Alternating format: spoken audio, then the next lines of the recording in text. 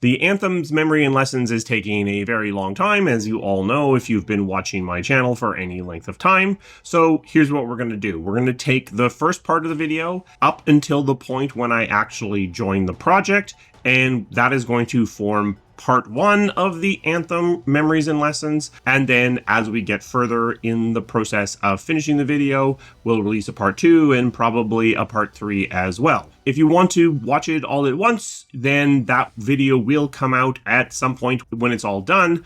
But for now, you can watch the first several years of Anthem's development. Okay, let's do this finally. Let's talk about Anthem. To kick things off, I'm Mark Darrah. I was the executive producer on Anthem for the last 16 months or so. So when I'm talking about the project, I was definitely working on it from the inside. Let's be clear about something up front. I was the executive producer for Anthem. I'm certainly the person who was at the helm when it shipped. Some of this video, it's going to probably look like I'm trying to shift blame around. Maybe I am. But ultimately, the responsibility for this game does mostly rest on me. I have a list of people that I won't share that I also feel share blame on this project. Almost everyone on that list is more senior than me. The team worked really hard on this game. The team put a lot of excellent work into this game, and there are things that are amazing in this game even now. I'm sure it's going to come across in places like I'm trying to explain why it's not my fault. It was my fault. So let's try to keep that in mind as we make our way through the video. This is going to take a while, and I'm not going to necessarily try to maintain continuity in terms of haircuts and t-shirts. So as you see me flipping around, know that that's what's going on. This is the Memory and Lessons where my momentum really stalled out.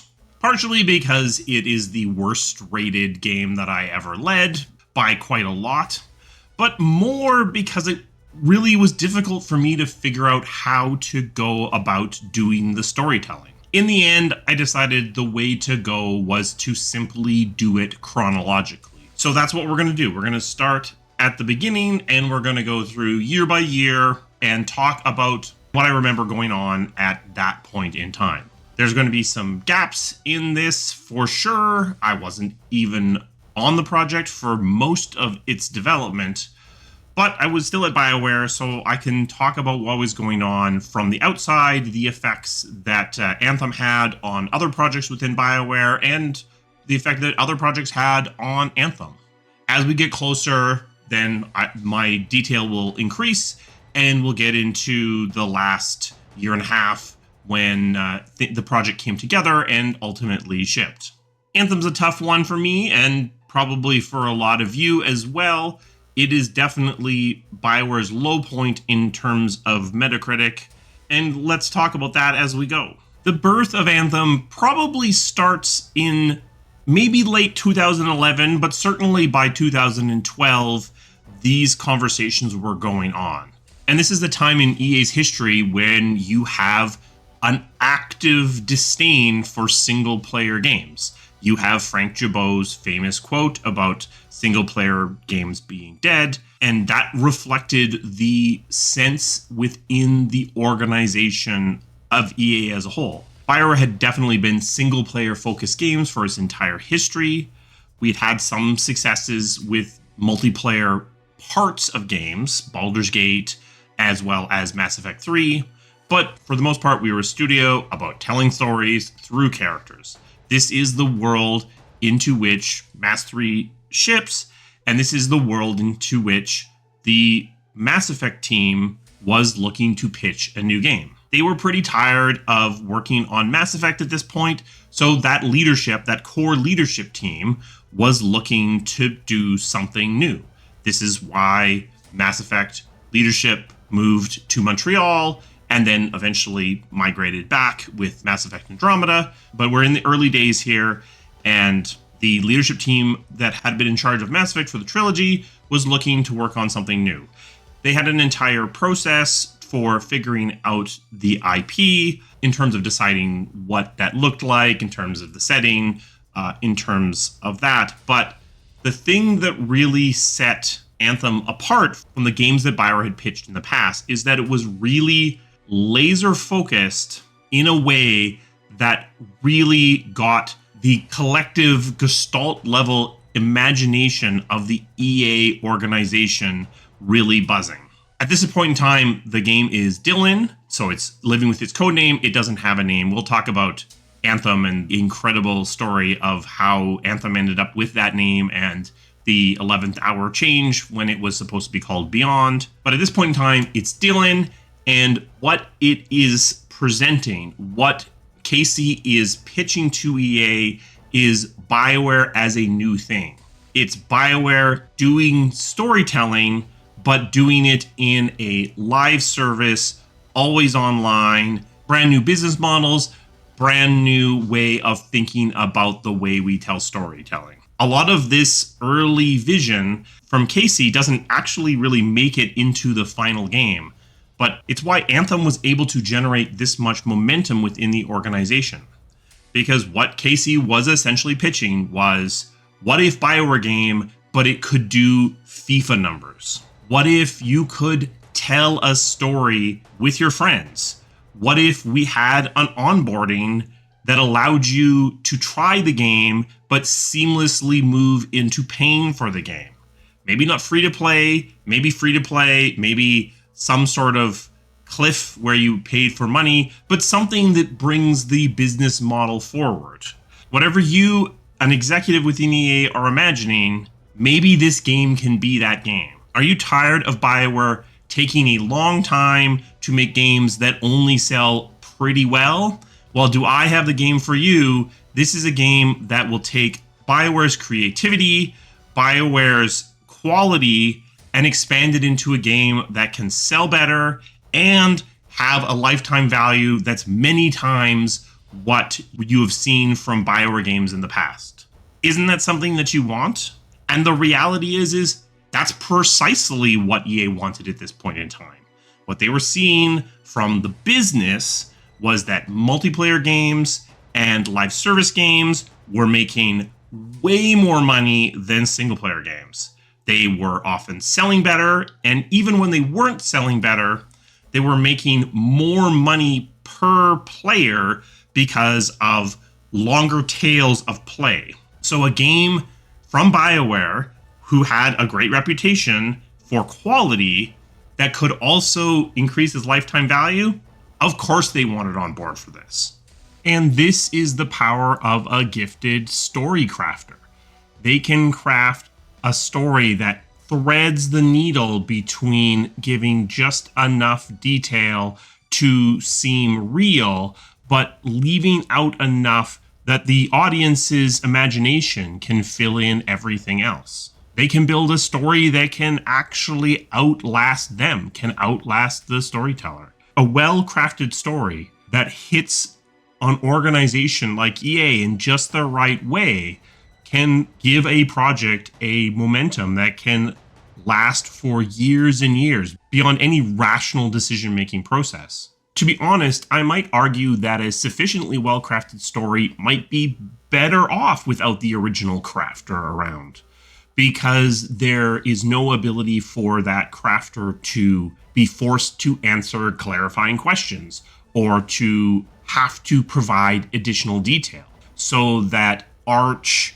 very thematic story that they told that pushed all of the right buttons for all of the right people is allowed to continue to exist in this very pure form. The remaining people, to some degree, are able for quite a long time to point back to that almost mythological story as the story, and they aren't being forced to drill down into the details. Whereas if the original crafter was still around, they might be forced to pick their own story apart, to dig in on specific areas.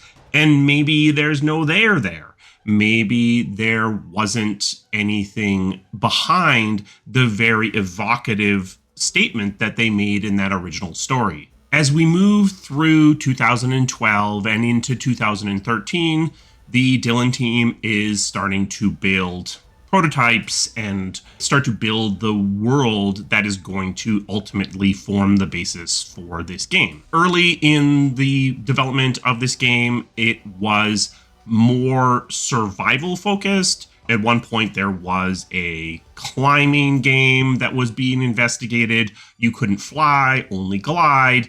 There was a lot of space being explored. The early design of the world was very Bermuda Triangle focused. Some of the early concepts had the technology built out of found material. Some of this aesthetic made it through the entirety of the game. Some of it did not. As you are establishing a new IP, you need to cover a relatively large space. Anthem is a very strong visual identity. It's got two big primary grounding statements on its visual language. Coffee cups and cigarette butts, which it borrows from The Abyss, and this is a world without wheels. And the effect of these two very simple statements is a visual language that makes Anthem very identifiable. As part of this initial pitch period for Dylan, there was a video created that was filmed with the leadership of the team, so Casey and the other leaders, about what the game was going to entail. Again, in very broad, in very arch ways. This was a video that I believe was intended to be shown to executives. It had very good cinematography. It was very much presented in, if you imagine the typical early vision video from a slick tech company, it's very much like that video. In this video, however, it talks about how a lot of what BioWare has done in the past is old-fashioned, and its time has come and gone, and that BioWare needs to change, and BioWare needs to be something different. For what I believe to be the originally intended audience, this is exactly what they want to hear.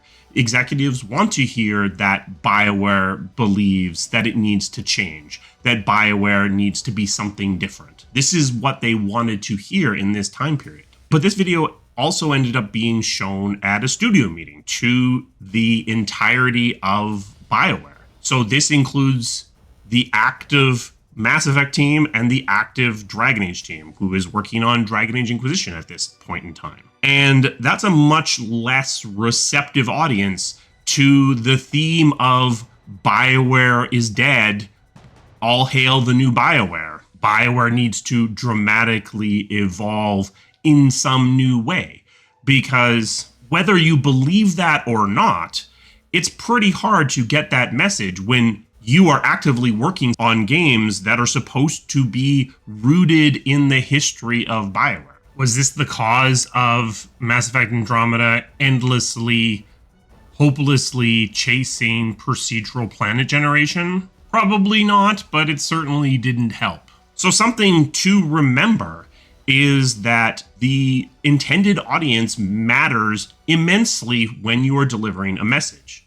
While this was a very slick video, while it had a message that resonated for years with its intended executive audience within EA, this was a message, this was a piece of media that did damage when it was shown to the rest of the BioWare team.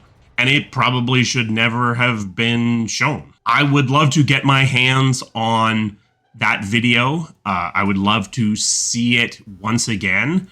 I suspect it's been quietly deleted from existence, but if anyone within the sound of my voice has a copy of that video, please send it my way because, as I said, I would love to see it. And you never know, because the original Sonic intro made its way onto the internet after years and years, so maybe someone has a copy of it and can quietly leak it onto YouTube. This video was created somewhere between 2013 or 2014, before Casey was gone from the studio. A big part of this video, a big part of the pitch that was being given for Dylan, was that this was a new way to tell story. This was going to change the way storytelling was done in video games.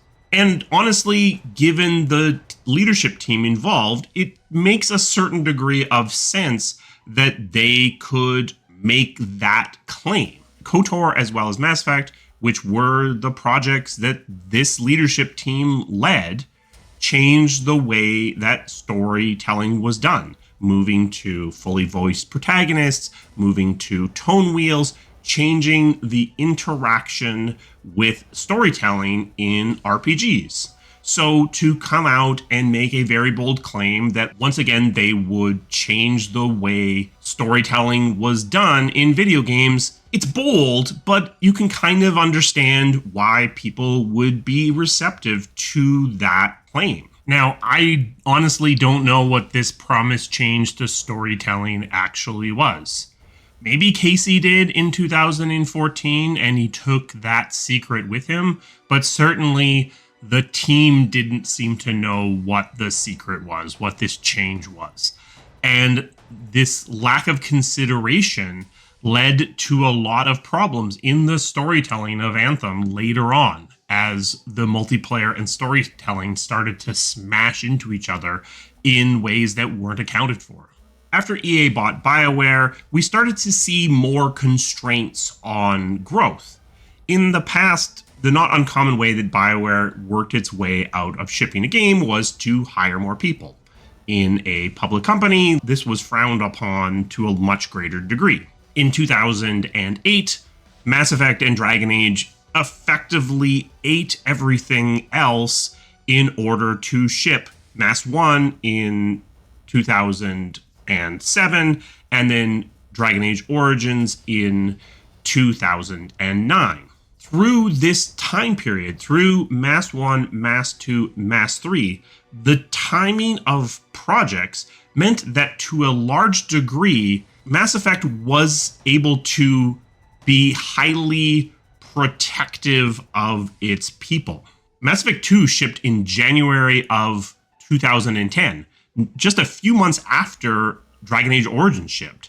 So during that period coming up to the launch of Dragon Age Origins, Mass Effect could make a very strong, very accurate argument that you couldn't take its people because it was shipping right away as well. Dragon Age 2 was such a rush job that it didn't even really have time to make an argument to drag in more people. And even still, Mass Effect 3 ultimately was shipping just a year later as well. So it, again, was able to argue that it needed people, that it couldn't be touched. But as we came out of Mass Effect 3 in March of 2012, Dragon Age Inquisition was in production. It was drawing in a lot of resources. You had Mass Effect Andromeda starting up both in Montreal and in Edmonton, and you had Anthem. The planned release dates of these projects meant that Anthem was not in a very strong position to argue for people. So during 2012, 2013, and into 2014, what Casey would have been experiencing is something that he wouldn't have really experienced before, or at least not to this same degree, which would have been this starvation of people, this inability to draw in people onto his project, to get the people that he needed to make progress. Dragon Age always kind of lived in this very constrained world.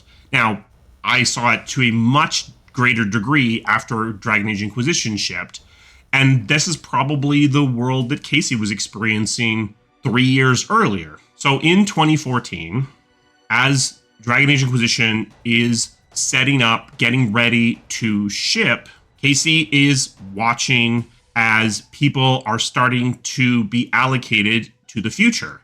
And what mostly was being seen is that most of the resources that were being freed up were going to be allocated to Mass Effect Andromeda, not to Anthem. So even though it would have alleviated some of his staffing issues, even though it would have given him some of what he needed, it wasn't putting him back in the driver's seat of getting whatever he needed. Whereas through Mass 1, 2, and 3, largely the franchise was able to get whatever it needed because it was always in a position where if it wasn't the next thing shipping, it was close enough to the next thing shipping to be able to at least protect the resources that it had. At this point, I'm pretty sure the release dates for Andromeda and Anthem were set as 2016 and 2017 respectively. Not 100% sure on that. At one point, the 3 games were supposed to be boom, boom, boom. It's supposed to be Inquisition, Andromeda, and then Anthem. My memory isn't 100% clear on when that change occurred. Is this why Casey left BioWare in 2014? I don't know, because I'm not Casey and I can't read his mind, but certainly having gone through a similar period between 2015 and 2019, it is very hard to be fighting to make progress and seeming like you're just shouting into the void. So in August of 2014, Casey leaves BioWare. This is just a few months before Dragon Age Inquisition ships. And now Dylan enters into a new phase of its development. Casey leads differently than I do. We've talked about that a little bit in the past. But the result of that was that the leadership team that was left after Casey left was used to having someone with a very strong centralized leadership style. The project, as a result, entered into a period of time when it didn't have that single unifying voice anymore. And to be honest, as a result, the project got a little lost for a while. The different departments siloed apart from each other to a large degree, and we went into this iterative process where flying was added, removed, re-added, exploration was done, but not a lot of progress was necessarily being made in terms of the overall design of the game. From the outside in this period, one of the things that seemed really strange was that the project didn't seem willing to name its competitors. Dylan was conceived in a pre-Destiny world, but the game that seemed to be slowly arising from this churn seemed an awful lot like Destiny, or maybe Borderlands. And it seemed very strange that the project seemed very unwilling to say, this game is Borderlands, but with mech suits and flying, or this is Destiny with flying, or something to that effect. Contrast that with the art direction, which is directly lifting one of its pillars, at least, from the movie The Abyss. Very willing to name its reference. It can be possible to make a game where you are unlike anything, and that can be powerful when you are pitching, if you can make that pitch hit well enough. But in the development process, if you are unlike anything that's come before, totally unique in every single way, the team can be lost in this sea of uncertainty. And the reality is that Dylan, or as it was becoming Anthem, wasn't actually unlike anything that came before. It was like Borderlands, or Destiny with. It shared similarities with other looter shooters. And the resistance to drawing those comparisons prevented a foundation from being built below the game in this time period. By being hostile towards drawing those comparisons, you were actually preventing decisions from being made. Because a system that needed to be like Destiny's, because you're not Destiny, had to start out in the wilderness and then make the long, arduous trek through a million different iterations before finally arriving at what it obviously needed to be all along, which was Destiny. By being willing to say, this part is like Destiny, or this part is like Borderlands, or this part is like Mass Effect, you are starting the conversation in known territory. You can evolve away from that, but better to start somewhere you understand and add your spin upon that than to start with a completely blank sheet of paper effectively outlaw existing comparators from the discussion and then force the team to wander around for a relatively undetermined period of time trying to find your way. So in this period, Dylan is struggling with its identity. It is actively saying what it isn't. It isn't Destiny. It isn't Borderlands. It isn't Mass Effect. But it has no one really clearly saying what it is. It said before in the past, through the ghost of Casey Hudson, that it is the future of storytelling. But no one really knows what that means. It's not even clear if Casey knew what that means. But even if he did, he's not around to clarify that statement, to be involved in the process of discovering what that actually means. The reality is that someone needs to make decisions. Someone needs to be able to make the call for the entire project, to be able to unify the decisions that are being made, or to pluck bits of experimentation out of the morass and start to tie it into a unifying game. Without that, if you're lucky, maybe something will start to rise up like a foam on top of this churn. And to some degree, that sort of happened with Dylan, because it started to look more and more like maybe this was a looter shooter, despite the resistance to that statement. You definitely had a lot of growing pains through this process. The level art was tending towards very vertical levels, but the level design didn't know what to do with that. So there was this back and forth where very interesting vertical levels were built, and then they had to be flattened with bulldozers for combat to exist in that space. One thing about this period on Anthem is how secretive the project was. PowerPoints were protected with passwords, drives were locked down, meetings where things were shared had very restricted invite lists. Personally, I'm not a big fan of locking down information too much. I feel that you reach better decisions when you have more people involved in the decision making. There are obviously reasons why you don't want to risk leaks.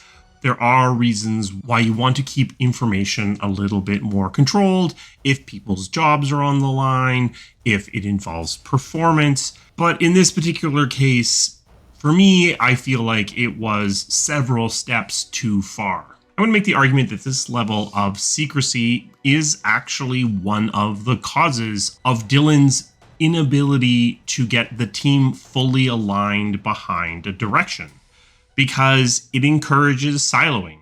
I think in the early days, when the team was very small, it made people feel very special. They were working on something new, something that had never been seen before, something that was going to change everything. But as the team got larger, as that singular voice in Casey was gone, the team started to splinter apart. So while they might feel, in some cases, like they knew what their part was, they didn't understand the overall goals. Whereas in the past, there would have been team presentations, there would have been studio presentations showing at least snippets of what the game could possibly be. Videos of tech demos, things that hinted at possibility for the space. As you reached into the periods in 2014 and 2015, and especially into 2016, where loose goals, loose imaginations weren't enough. The team needed more. And sometimes that more didn't exist, but also sometimes that more existed, but it was being kept secret in a PowerPoint with a password on it that was only shared with a half dozen people. And honestly, secrecy can be an enabler for poor communication. If you are talking to the team as a whole, then your thoughts, your theories, your vision needs to be relatively buttoned down. But the smaller your distribution list is, the fewer people you're having to convince, the more you're able to handwave, because you can tailor that message to the things that that person or small group of people are very receptive to understanding. And rather than finishing that thought, rather than proving your theory, you're able to just shrink the group of people who are hearing that thought or theory to a small enough group that just kind of let it go, just kind of accept what you're saying. If you get small enough, you also increase the probability of groupthink. Because hopefully, if you're talking to the team as a whole, if you're talking outside the team even, there's somebody willing to put their hand up and say the emperor has no clothes. But if there are only 3 or 4 of you, it's much easier to convince yourselves that you're all a bunch of geniuses and everything you're talking about makes perfect sense, even if that idea is very, very half-baked. I've talked about caretaker leadership in the past, and I think some of this secrecy might be that occurring. When Casey was in charge, he tended to be pretty secretive. He tended to guard information relatively jealously. But he knew that there was power in leaking little tidbits that made the project make sense to people, that made the project seem cool to people where that would be important. With Ray and Greg tended to be the primary source of communication with everyone, to be honest, upward into the EA organization, outward into the general public. Casey's communication style was similar. He tended to be the one who talked to the greater organization. He tended to be the one who shared information with the other parts of BioWare.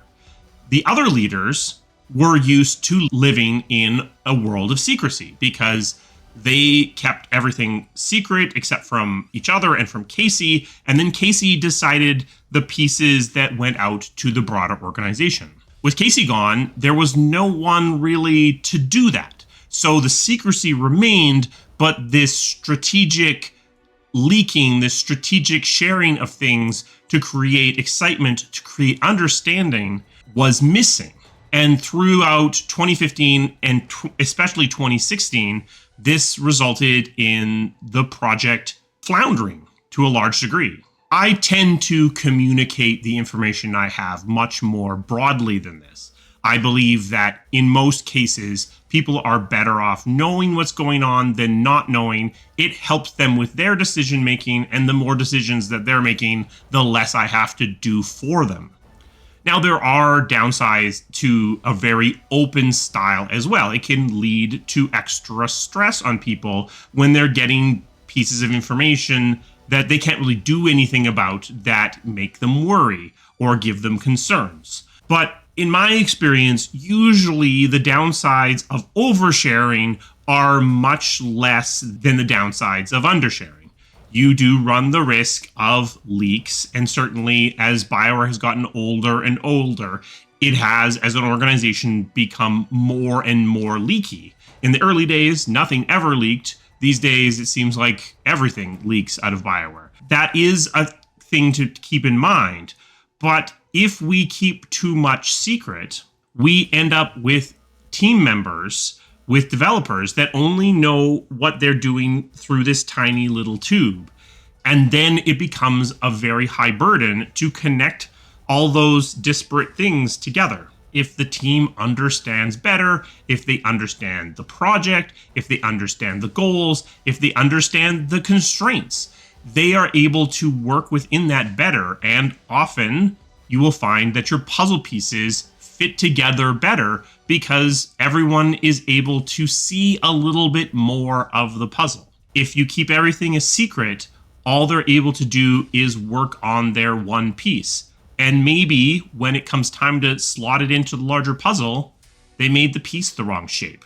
So as we move from 2014 into 2015 into 2016, there is starting to be a knowledge within the larger EA that Dylan is having some trouble finding its way. As Mass Effect Andromeda is starting to need people in order to ship, so now we're in mid to late 2016, and they're looking for people to ship. The argument is being made that those people should come from the Dragon Age team, because Dragon Age is the one that is furthest from ship, and in recent days, that is where people have come from, the one that is furthest away. That is why Dylan was starved for so long, because until Inquisition came out, it was the one that was furthest from ship. So in 2016, for the first time, and this will not be the last time, I made the argument, don't do that. Let's take the people from Dylan and swap Dylan and Joplin. Pull Joplin's release date into where Dylan's is, push Dylan out, let it figure out what it is, because it's struggling with that, and move the extra people onto Mass Effect Andromeda to help it ship. We all know that's not what happened. Instead, there was the DAF team that was led by me, pulled off of Dragon Age in order to help Mass Effect Andromeda ship. It's because even in this time period, Dragon Age is still losing these fights to the ghost of Casey Hudson, to this incredibly effective pitch that had been made back in 2012, 2013. I don't know if this lesson is true, but I do think that it's really hard to beat a ghost. It's really hard to fight against a pitch delivered so effectively that it has anchored itself in the psyche of an organization. In a pretty early design document, Anthem stated that it was going to have 6 javelins. Where did this number come from? It basically got pulled out of someone's ass.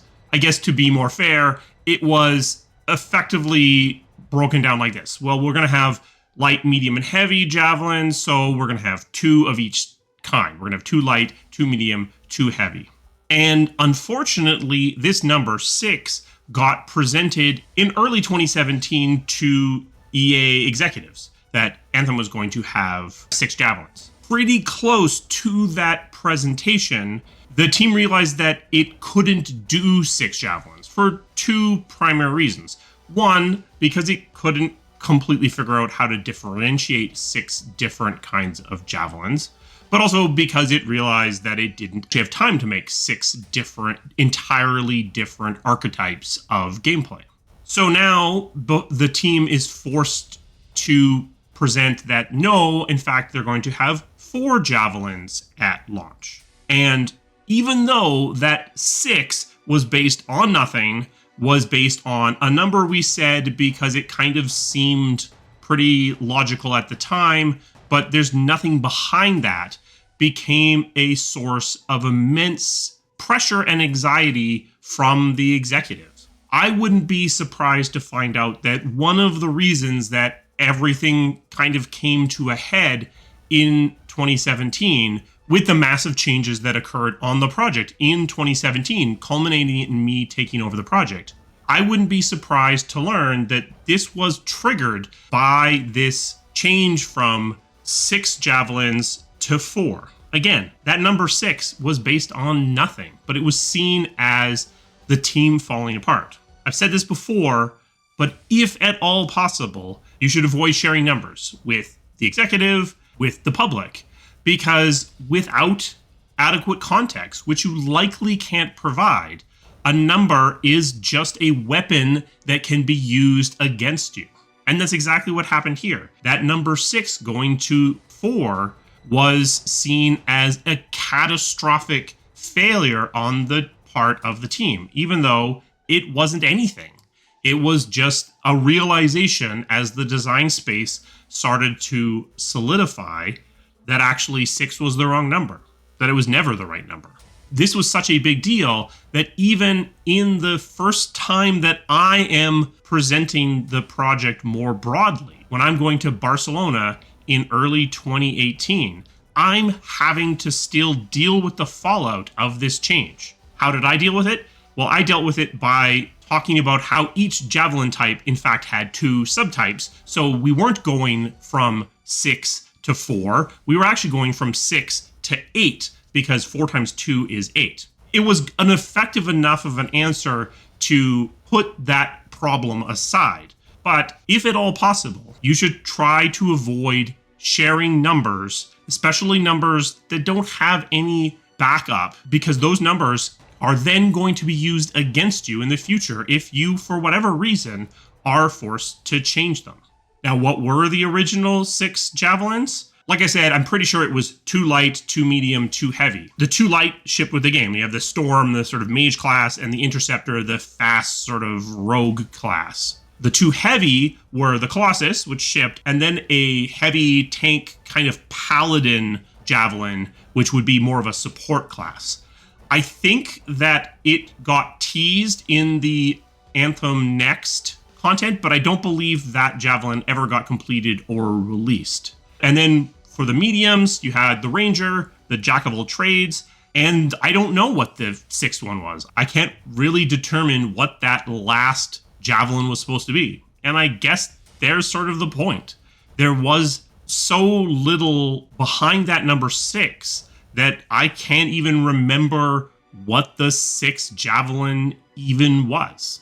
Okay, 2017. I'm thinking I'll probably have to do a video just about 2017 and all of the massive impacts it had on BioWare, but let's thumbnail this out. Early 2017, Mass Effect Andromeda comes out. It doesn't do super great. I'm not going to really talk about Mass Effect Andromeda. I wasn't on the project for very long. I led the Daft team from Dragon Age to help it ship. I have a few thoughts, but I don't feel super qualified to pick that project apart and talk about what happened there.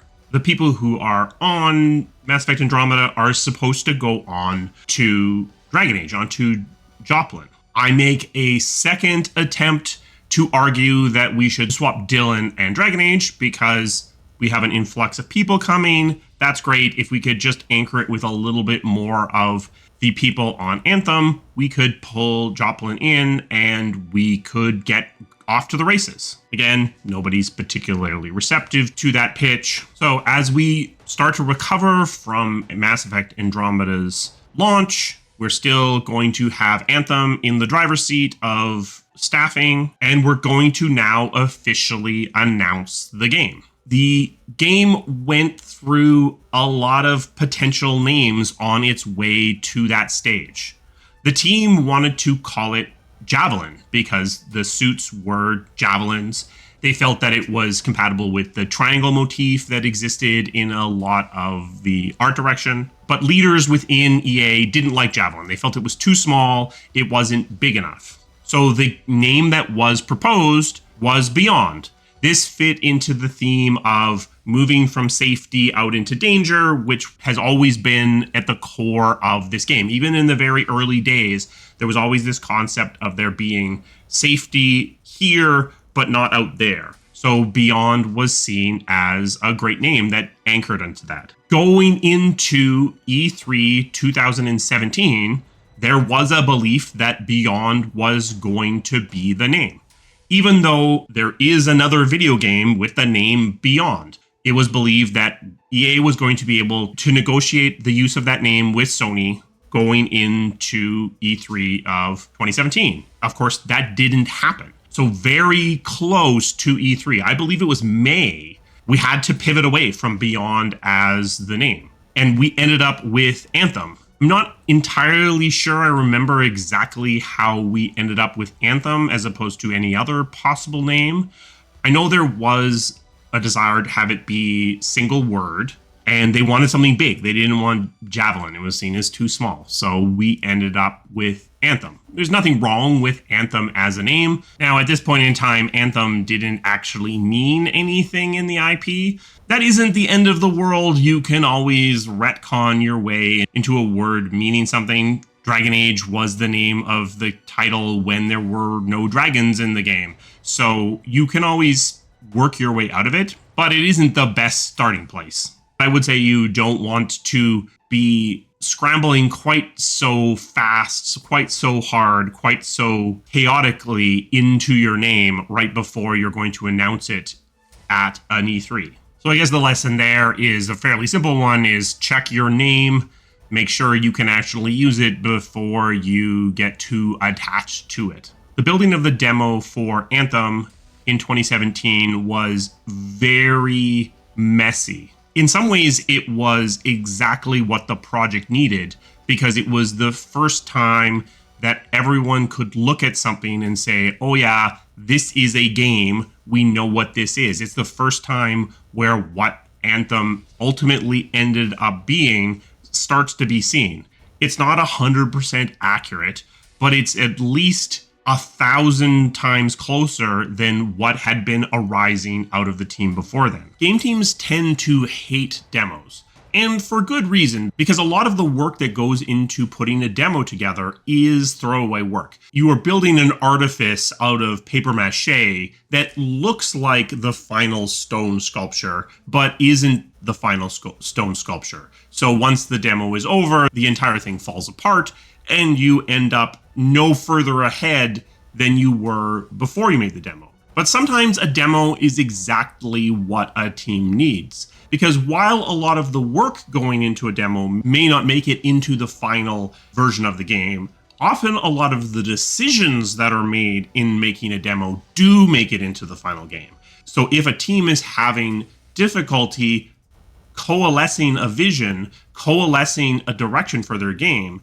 making a demo forces a bunch of those questions to be answered. And even if those answers then end up being undone, at least there was a starting point that didn't exist before. So for teams that are getting lost, a demo, because it requires a simulacrum of doneness, forces a solidity to certain kinds of decisions that most other forms of development don't actually require. The first thing that the Dylan team showed Patrick Soderlund for E3 2017 was this flattened farm. And needless to say, he absolutely hated that. The team was pulling resources from other parts of the organization. There were DICE people working on this team. There were some very uncomplimentary things said by senior people within the organization about the way the team was working at this point in time. Most of it, I would say, was complete nonsense being said by people who didn't have the slightest idea how games were actually made these days, but not great. And Flying gets put back into the project again for the last time. It doesn't come out again after this point. So Anthem gets announced at E3 in 2017. That announcement goes really well, and it actually echoes something that we will see throughout this project, which is marketing really understood this game in a way they haven't historically understood BioWare games. They understood how to make people get excited about it. They understood how to show the game to people in a way that was accurate to the game, or at least thematically accurate to the game, but still be exciting, which is something that BioWare has struggled with throughout its existence. Either marketing teams that aren't interested in showing RPGs, or marketing teams that don't know how to show off RPGs. But in this case, in Anthem, maybe because it wasn't an RPG, they really got it. They really aligned behind this project to a degree that we hadn't seen before. This was, I would say, the first time where we got that degree of alignment between BioWare and the marketing organization of EA. The reality is if you have an independent marketing organization, if you can get them super excited about your project, if you can get them pulling with all their might to market this project, you should really try to do that. Ideally, you want them aligned with you. You want them as excited as you are to ship this game. So if you can do it, do it. You don't want them misrepresenting the title, but I don't feel like Anthem was misrepresented by the marketing effort that was done on it. Now, I'm far from convinced that you should have an independent marketing organization at all. A lot of other publishing organizations embed their marketing people onto the teams. This allows them to be further integrated to further understand the project. I'm not sure I understand the reasoning why EA keeps their marketing arm separate. I can come up with reasoning, none of which are super great, so I'll just leave it at that. Okay, so we're coming out of E3 2017, and now we hit the next big thing to impact Anthem. which now has its name. It's Anthem. And that is the return of Casey Hudson in July of 2017. Now, presumably, he was hired significantly before that, probably before E3. I don't know, because I found out about this change in BioWare's leadership at the same meeting as everyone else found out about it. I had no forewarning. I wasn't involved in the process to bring Casey back, which, to be frank, is kind of insulting, but whatever. So Casey's back. I walk from the meeting where Casey is announced to be back in charge of BioWare to my desk, send 2 emails to very senior people within EA saying, this is what's going to happen. Casey is going to explain to you why Anthem is the most important thing that's happening at BioWare, and people need to come off of Dragon Age in order to support that, including possibly me. In March of 2017, I had gotten very frustrated with how much Dragon Age was getting starved out, had some meetings with some very senior people again, gotten a lot of assurances about how important Dragon Age was, and now the emails I'm getting back were, no, that's not going to happen. We're fully supporting of you being in charge of Dragon Age. This isn't going to possibly happen. So, yes, of course, that is exactly what happened, and very quickly, exactly like I expected it to happen. Part of the process of making that transfer was that it was argued that Dragon Age needed to be a live service. In 2016, there was this push to the AAA franchises at EA for them to be able to be billion-dollar franchises. The pitch for Dragon Age to be billion-dollar franchises was to up its cadence of release. To release Joplin, do only a single piece of large DLC, and then release another game 2 years after, and to enter into a cadence more like that. Would that have gotten it to $1 billion? Probably not, but that was the pitch. Now, what was being told to the team was, this needs to be a live service. Now, I honestly don't know if that pressure was because they really wanted Dragon Age to be a live service, or because they needed an excuse to push the game back to an earlier phase so that they can pull almost all the people off of it and put them onto Anthem.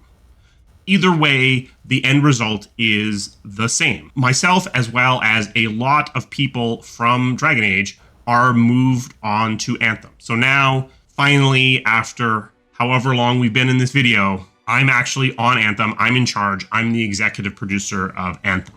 As part of this, I make one final attempt to say, rather than do this, rather than forcing Dragon Age to be a live service, rather than pulling all these people off of Dragon Age and putting them on Anthem, what if we swap the dates? What if we put Joplin onto Anthem's date and pushed Anthem out to allow it to find its footing? Again, for the third time, there's no interest in this pitch. There's no traction being gained in this pitch.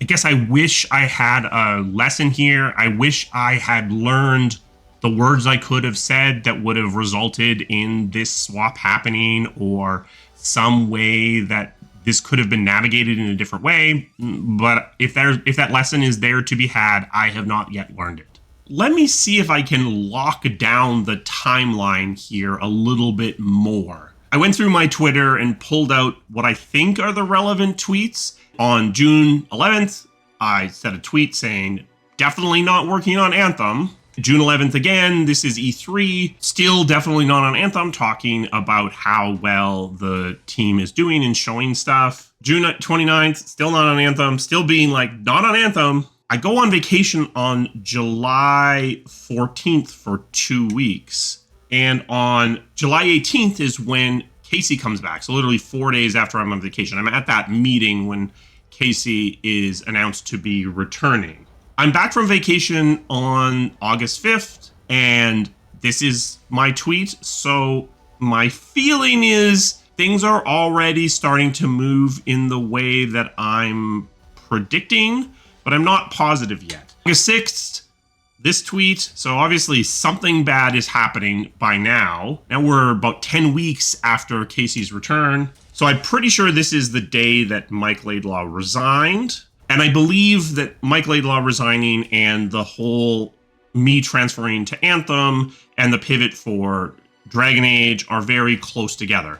So I'm pretty sure it's already, if not official, becoming pretty clear that now I'm going over to take over Anthem. October 12th, Mike is now actually gone. That was a rough day.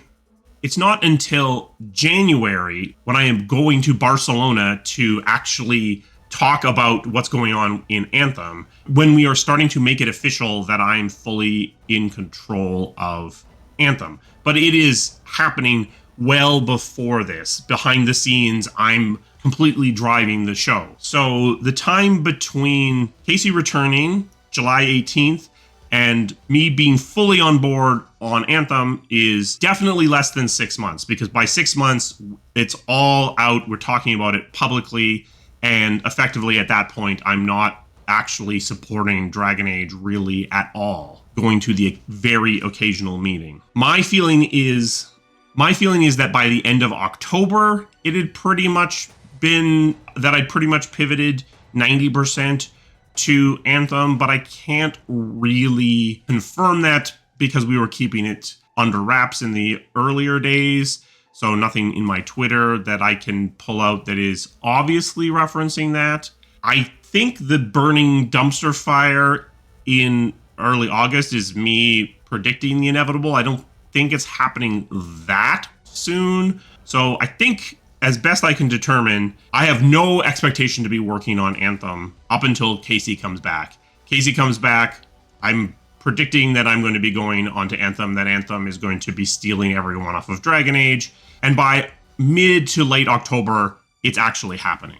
This seems like a good place to stop. I'm now in charge of Anthem, and we get into the part of the video which is much more in the weeds, me taking direct control of the project and aiming it towards shipping.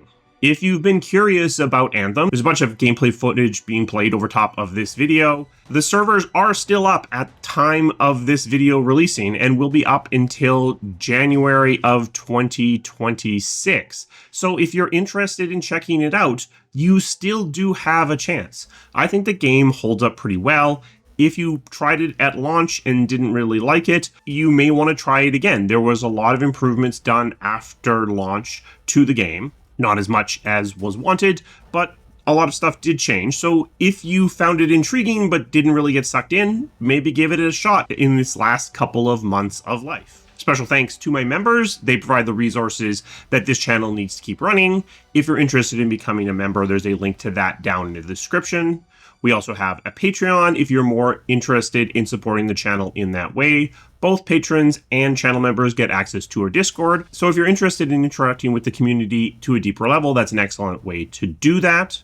If you're interested in Anthem, then you may want to click that little bell icon that nobody ever clicks in order to get a notification when the next video in this series actually goes up. The next several parts are underway, so it won't be as long as it took to get to this point, but it could still be a while before the next one of these drops. I will see you again soon. Thank you.